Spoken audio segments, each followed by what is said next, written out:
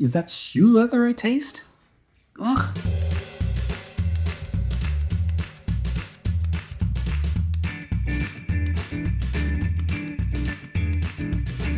Welcome back to Drinking with Craig and Roger. I'm Craig. Roger is in another room because today I'm going to present him with this to blind taste to see what he thinks. So I'm gonna go ahead and pour it. And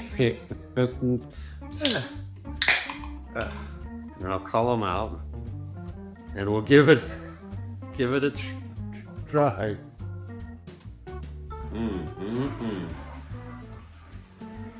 Well, all right. It sounds like he's finishing. All right.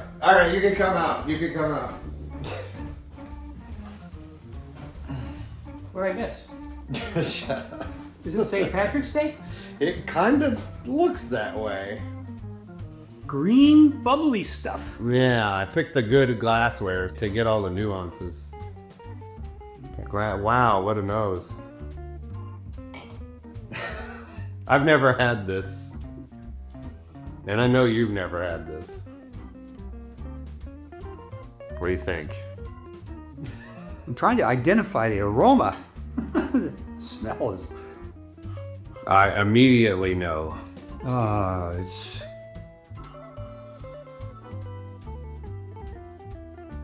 not quite strawberry. No. Pear? Maybe.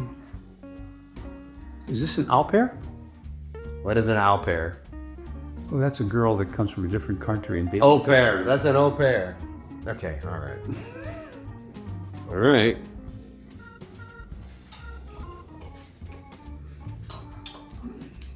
Oh! Is this a flavored Prosecco? Definitely not a Prosecco. Oh, jeez. Yeah. It's less about what do you think it is and more about what do you think of it. Not my first choice, for sure. It's sweet. It has a funny sort of licorice type, overtaste in it. That's one way to put it. You know what this reminds me of? The skin color of Broomhilda in the comic strip. Is that the name of the comic strip? Broomhilda, yes. Oh, all right. Somebody might get that. Yeah, she's only 1,500 years old. Ah, Which, okay. The more contemporary reference might be Wicked. maybe. I don't think this is quite that wicked, though.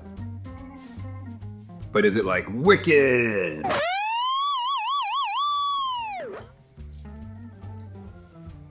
Is that shoe leather I taste?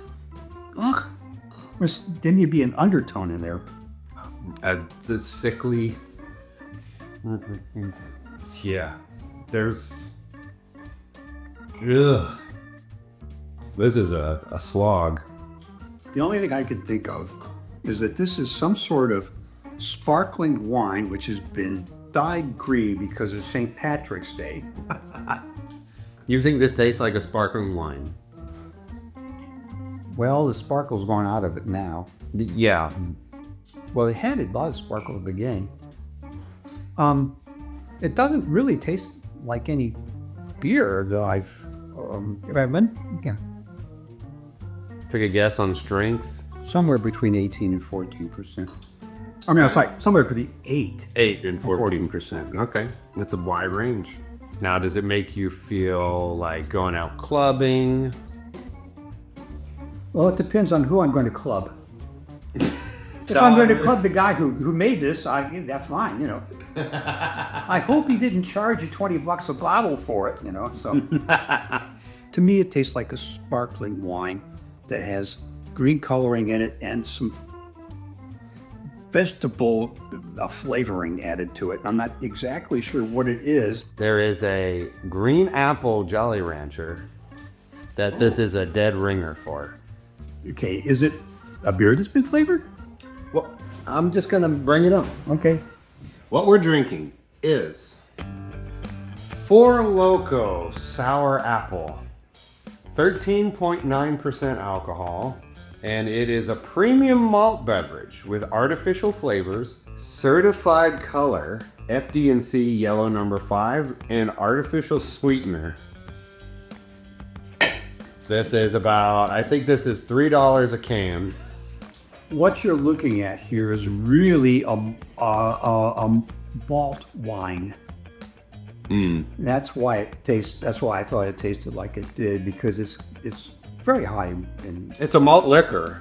Yeah, it's a malt Right? liquor, but it's even higher than the malt liquors we tasted. It is. It's much higher. It's way up there. 13. There are wines that don't have that much alcohol in them. That's absolutely So, true. but it has so much flavoring in it that you really can't tell the difference, between that and that. That's It's my pretty rough. So Four Loko became popular and infamous when I was maybe in late high school, early college. So like early 2000s. It was known because it had the same amount, like huge amount of alcohol, but it also had a bunch of caffeine in it. It would have the equivalent of like 4 cups of coffee plus 14% alcohol. So people could get tore up and party all night long. and stay awake even though they were totally inebriated. And have heart palpitations and all kinds of other problems. And combining, it's like a Red Bull and vodka. It's been called liquid cocaine and blackout in a can. But for the rest of us, there's only one name, or 2 names, or technically 4, that will delete every memory in your head except for the desire to party. They also, for the first time, adopted large 23.5-ounce cans, making the new version of their drink the alcoholic equivalent of about 4 to 6 beers, balanced out with the caffeine of about an entire can of Red Bull and an additional shot of espresso. Some parents blamed Four Loko for their children being hospitalized, and some rare cases even dying after consuming the drink. And they voluntarily, at a certain point, removed the caffeine ingredients from their product and then brought it back because it was starting to get, I think it was starting to get in a lot of legal gray area and starting to come under fire. So they're still selling it. It still sells. This is the strongest one I saw. Did you have to show your ID to get it? This says re-ID right there. I did. I got it from the grocery store. Okay. Yeah. So Was this in their produce section, or was it? no, it was in amongst the garbage bags. Oh, that's. I would say that's maybe a little harsh for it, but it's. Ellen, would you like to try a sip? Yes. A Four Loko? Get a third take. It's a hell of a color.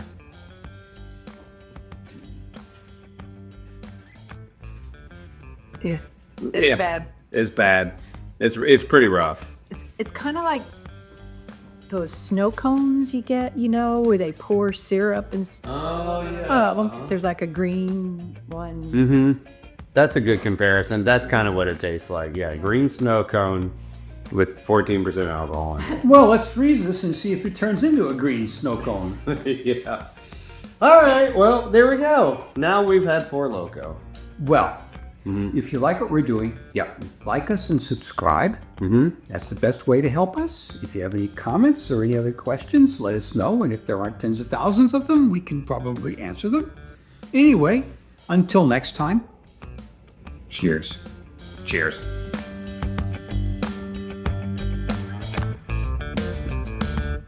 Oh boy.